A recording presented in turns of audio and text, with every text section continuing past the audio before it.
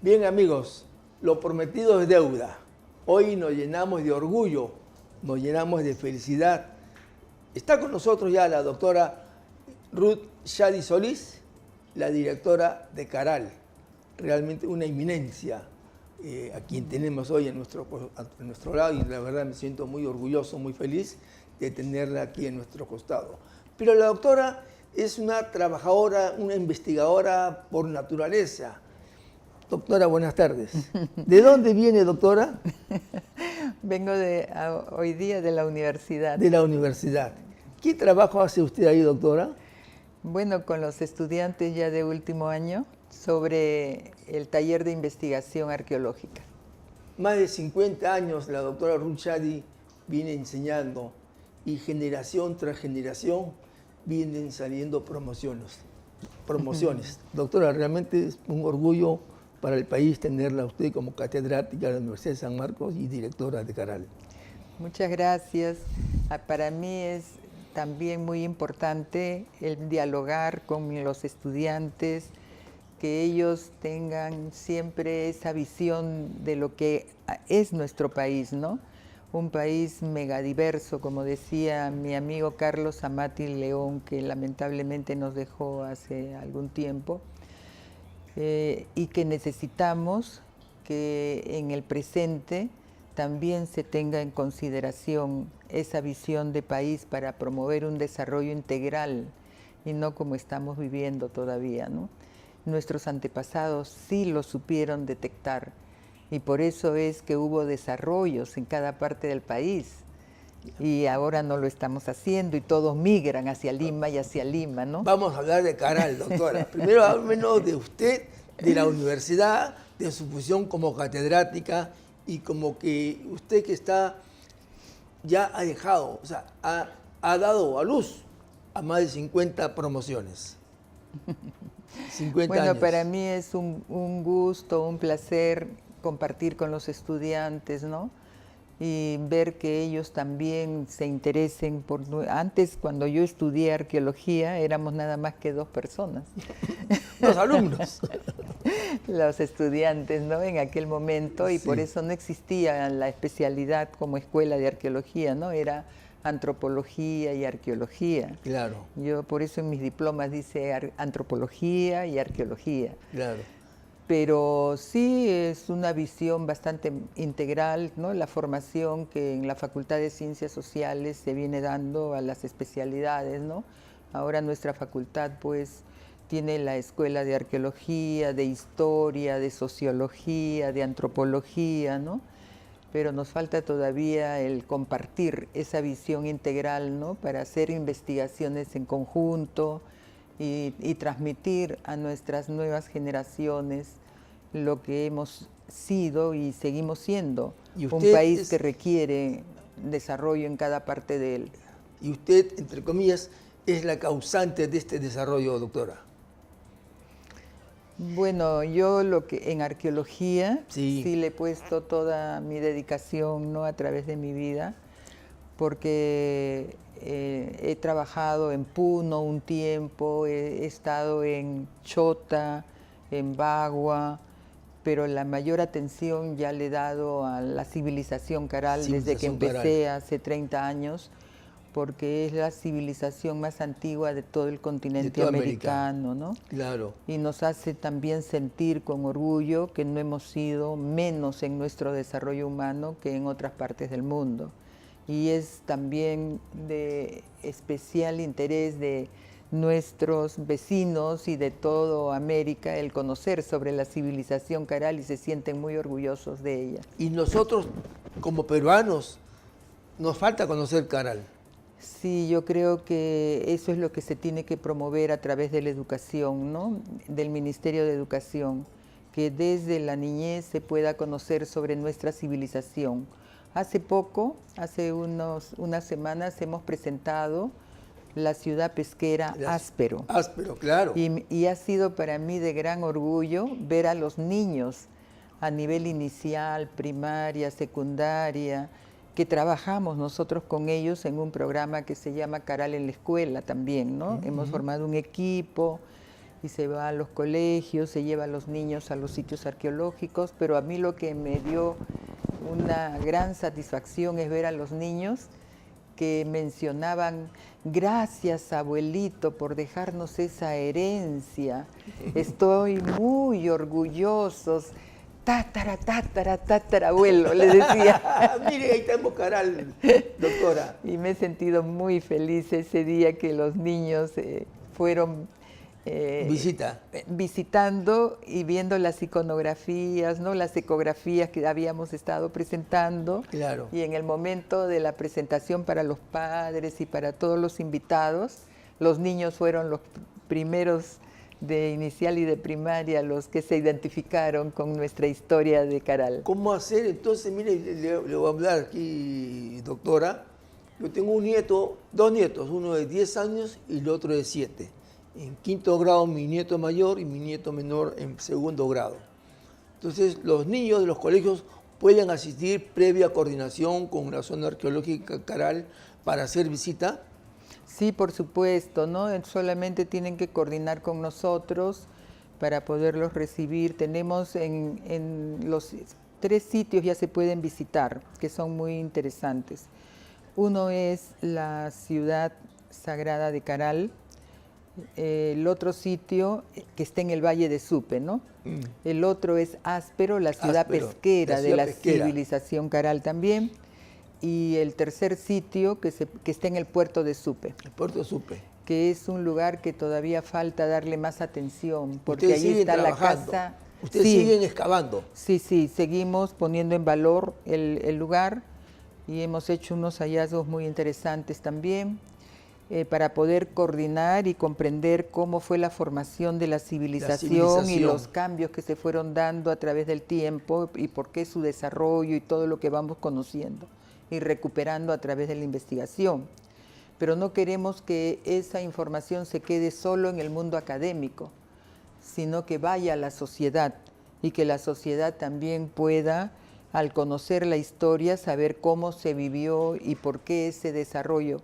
El tercer sitio que ya se puede visitar y que es muy importante es Bichama, que está más cerca a Huacho, ¿no? En el distrito de Vegeta. Y allí, ¿por qué es interesante? Porque se puede apreciar lo que significó el cambio climático y el efecto que tuvo sobre las poblaciones después de 1000 años de gran prestigio de la civilización Caral, ¿no? Entró en crisis y tuvieron un colapso muy intenso. Pero en el mismo tiempo que pasó acá, en esta parte del mundo, ocurrió en Mesopotamia del Norte. He visto a través de la bibliografía, ¿no? Ese aspecto. O sea, ese cambio climático que podemos estar entrando a uno de ellos, de esa intensidad, no la estamos todavía teniendo en consideración suficiente como debiera ser. Digamos que deberíamos mirarnos en el espejo de Caral para saber lo que nos pueda suceder. Claro, allí se pueden ver en el sitio arqueológico frisos que han dejado nuestros antepasados para que no olvidemos del efecto que tuvo el no tener agua, el estar los ríos desaparecidos, la sequía demasiado intensa y prolongada. Y esas características, pues, como historia, debemos tenerla conocida para poder prepararnos, como en otros países se está haciendo ya, como en Israel, ¿no? Convirtiendo el agua del mar en agua potable. Acá también se ha hecho, pero en las playas, en algunas playas, ¿no? Pero no se está pensando que si no va a haber agua en los ríos, no van a haber valles, la producción agrícola desaparecerá y el conflicto por los alimentos son los que generan, pues, bastante problema y dificultad en la relación humana. Doctora Ruth, al margen del tema de trabajo arqueológico, ¿cree usted que debería haber, por ejemplo, un curso sobre, no sé, de repente geografía o otro curso, tanto en primaria como en secundaria, sobre historia de Caral comparando al momento actual? Bueno, nuestra historia es necesario que se conozca desde que se formó la civilización o un poco antes, para ver cómo se manejó las características naturales de este territorio, cómo se desenvolvieron las poblaciones que lo habitaron, qué culturas se crearon. Por eso es que hemos sido un país pluricultural y multilingüe, porque esa diversidad ecológica y de la naturaleza, porque no es igual el norte que el centro y que el sur. Así es. ¿Ya? Nuestros antepasados desarrollaron tecnologías apropiadas a través de la producción de conocimientos científicos. Y por eso es que hubo desarrollos. Ha habido desarrollos en Chota, ha habido desarrollos en Pacopampa, no como se conoce, porque yo hice trabajos un tiempo en Pacopampa, también lo hice en Bagua, en Amazonas, se conoce de Cuela. Mi colega, pues también mis colegas arqueólogos que han trabajado en la costa norte, en Lambayeque, también hemos tenido desarrollos en Trujillo, y en cada lugar que hemos tenido desarrollos han habido culturas diferentes y también idiomas distintos, pero han habido lenguas generales, como es el inglés hoy día, que fue el quechua, que fue el aymara, para la parte central, el quechua, el aymara la parte central sur y el puquina para la parte sur. Eran idiomas de relación transversal, costa, sierra y hasta la selva, ¿no? También hemos tenido lenguas de la Amazonía que han penetrado, como la lengua pano, por ejemplo. Mire. Entonces las investigaciones que la arqueología hace no solamente es a través de la materialidad y de la arqueología, sino del análisis multidisciplinario, con especialistas en diversas disciplinas, como por ejemplo con biólogos, con físicos, con químicos, etcétera, ¿no? Multidisciplinario.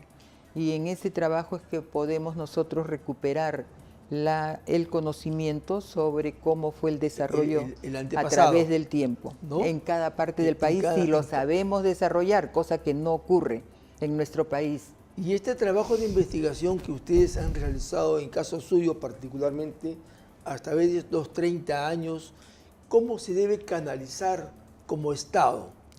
Es que cuando se produjo la descentralización, ¿no? La visión que se ha tenido del territorio es equivocada, no está en relación con las características de cada territorio.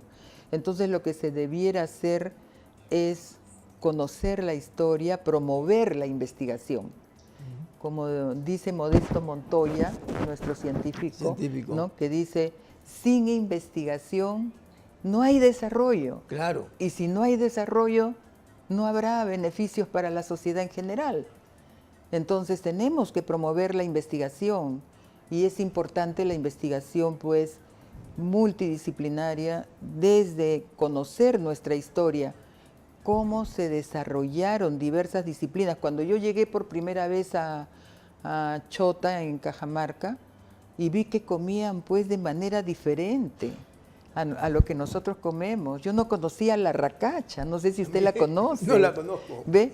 Y yo era todavía jovencita y me puse a contar cuántas clases de ese tipo de alimento habían, y eran 9 clases que encontré. Yo no soy bióloga. Entonces me sorprendí. Cuando yo después llegué, me puse a averiguar sobre la racacha. Y bueno, y así tenemos la chira. En Caral lo que más consumían es la chira. Y yo pregunto a la gente, ¿y ustedes siembran achira? No, ¿qué es eso?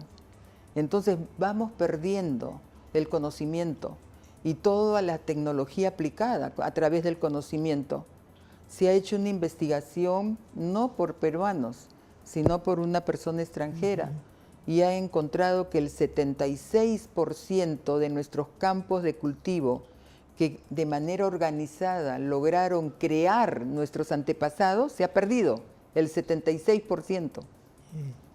Entonces estamos perdiendo y no avanzando en el manejo adecuado del país. Todavía hay tiempo para recuperarlo. Hay tiempo, pero con una visión. Con otra visión. De las condiciones y características que tiene cada parte de nuestro territorio, para evitar la pobreza, la desigualdad, el resentimiento y todo lo que venimos viviendo en el presente. Hay mucho que conversar con la doctora Ruth Shadi Solís, una investigadora de primer nivel, realmente a quien felicitamos y conocemos de su trabajo de muchos años. Con ella regresamos después del corte comercial. Permiso, amigos.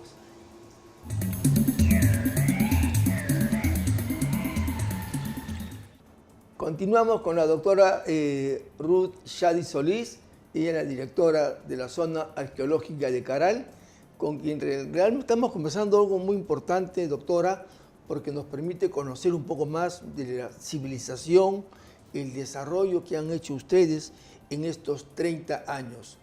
¿De qué forma, doctora, ustedes vienen haciendo este desarrollo? Yo hace 2 años estuve en un estadio de Villa El Salvador. Creo que hicieron ustedes una exposición. ¿Siguen haciendo ese tipo de exposiciones? Bueno, estamos haciendo exposiciones periódicamente, una sobre los sitios arqueológicos que vamos presentando, ¿no? Actualmente, como ya le mencioné, se pueden visitar... Al margen de la visita. Sí, se puede visitar y tener circuitos adecuados, ¿ya? Porque no es solamente que lleguen al sitio, sino que nosotros... Los puedan guiar. Nosotros preparamos a guías para que los conduzcan y les expliquen, les transmitan la historia que se viene recuperando, y para eso formamos a habitantes del valle, ¿no? Y también del puerto y también de Vegeta, o sea, donde estamos presentando los sitios. Entonces es muy importante, amigos, lo que está diciendo la autora, que pueden visitar toda la zona arqueológica, tanto Vegeta, tanto Caral, tanto Vichama, que hay lugares ahí y ustedes ponen, ahí tienen a los guías que puedan mostrar y enseñar. Le llamamos orientadores. Orientadores turísticos. Hemos preparado la zona de recepción en cada uno de los sitios, ¿no? Para que las personas que llegan también puedan descansar, ¿no? Y luego transitar por el circuito y que le vayan transmitiendo la historia sobre el lugar donde están visitando. Qué buena noticia, doctora. Realmente es importante que con este trabajo podamos también, la población en general, de todas partes, conocer in situ cómo es Caral, o cómo nació Caral y cómo se ha ido desarrollando. Sí, a través de 1000 años tuvo gran prestigio hasta que empezó el cambio climático, ¿no? Allí vino las limitaciones muy fuertes, sobre todo en la alimentación. La alimentación. Y está definido, Caral es básicamente agricultura, ¿cierto? Caral, la población de Caral estaba en el valle, ¿no? En el valle, pero no ha sido solo agricultura. Ellos se complementaron con las poblaciones del litoral, ¿no? Y por eso es que estamos trabajando en Áspero 20 años ya. Sí. La ciudad pesquera. La ciudad pesquera. Entonces allí lo importante fue la anchoveta y los moluscos, ¿no? Como el choromitilus, por ejemplo, la mache en algunas ocasiones, ¿no? Por eso, y Áspero es una población y una ciudad muy linda, actualmente abandonada.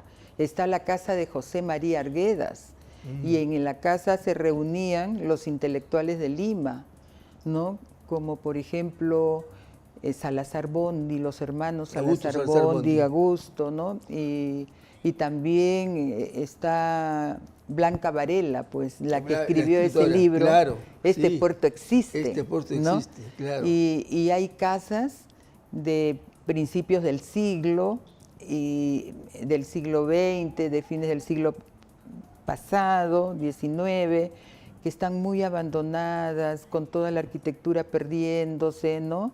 El puerto podría recuperarse, y además de ser tan importante Áspero como la ciudad pesquera milenaria de la época de Caral, ¿no? Podrían también, como ocurre con Valparaíso en Chile, poder quedarse en el puerto y beneficiarse de toda la naturaleza del mar y de todo lo que existe en el puerto también como patrimonio cultural, ¿no? ¿Qué trabajos de investigación están realizando actualmente, doctora? ¿Qué se viene para Caral, toda esa zona arqueológica? Bueno, estamos trabajando siempre en la investigación, también en la conservación, para que esos edificios monumentales duren miles de años, Entonces tenemos especialistas en la conservación y la preservación de los monumentos permanentemente. Y luego estamos avanzando también en el mes de junio, vamos a presentar ya Peñico, que es un sitio que estamos trabajando en la sección media, ya de inicios de la sección media alta, porque Caral está en la sección media del valle, así como Áspero está en el litoral. Tenemos otros sitios en la media baja, como el Molino, que ya dentro de unos años también vamos a presentarlo.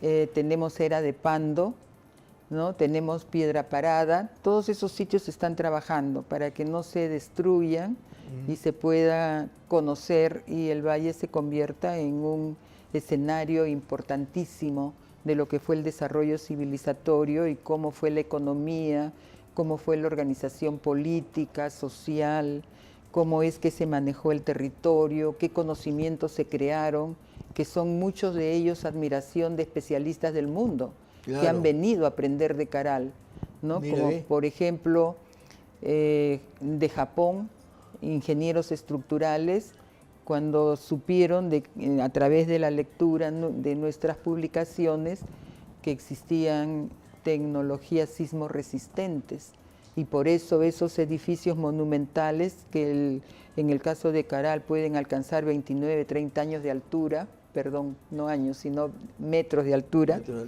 ¿no? 30 metros, y están estables. Entonces me preguntaban pues cómo es, de qué se trataba, ¿no? Y toda la tecnología y conocimiento que nosotros hemos ido investigando también con expertos, con ingenieros estructurales. Qué bueno. Doctora, ¿qué dificultades encuentran ustedes? Bueno, las dificultades para la investigación nuestra son amenazas que estamos recibiendo ya. Antes, hace ya 30 años, cuando iniciamos, no había ninguna amenaza, ¿no? Más bien siempre teníamos el afecto de las poblaciones del entorno, ¿no? Pero en los últimos años, y sobre todo desde que Caral fue reconocido como Patrimonio Mundial, el precio de las tierras en el Valle de Supe han aumentado pues de manera muy fuerte. Si antes una hectárea costaba $6.000, ahora no baja de $38.000, $40.000, ¿no? Y entonces los traficantes de tierras y sus malos intereses están detrás. Nuestras poblaciones del pasado siempre respetaron las tierras agrícolas y el agua, ¿no? La tierra era pues una deidad, el agua también, porque sabían que de ese respeto por la naturaleza ellos podían darle continuidad a la vida en adecuadas condiciones.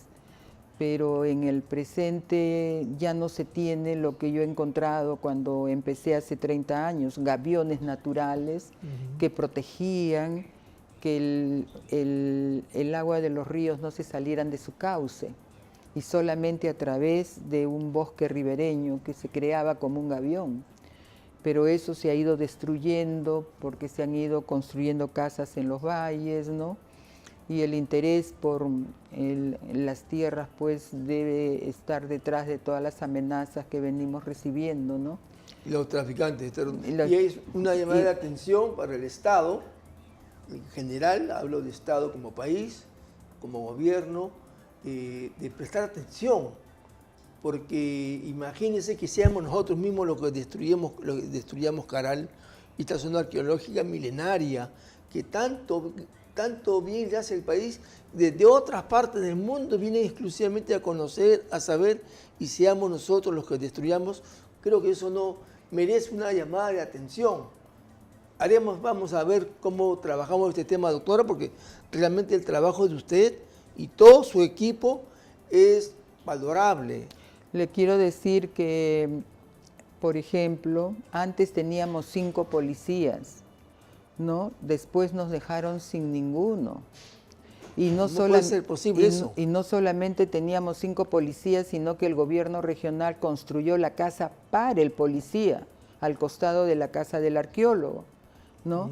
Y entonces los arqueólogos vivíamos tranquilos, pues allí Claro. nos desplazábamos a los sitios arqueológicos sin ninguna afectación, pero ya luego vinieron amenazas, particularmente para mi persona, para el subdirector también, y para otros arqueólogos que muchos de ellos han tenido que renunciar, ¿no? Porque les fueron a dar de golpe sicarios que habían sido contratados, y eso no debe ocurrir, pues. Bajo Y ningún punto de hemos vista. estado reclamando al Ministerio del Interior, ¿no?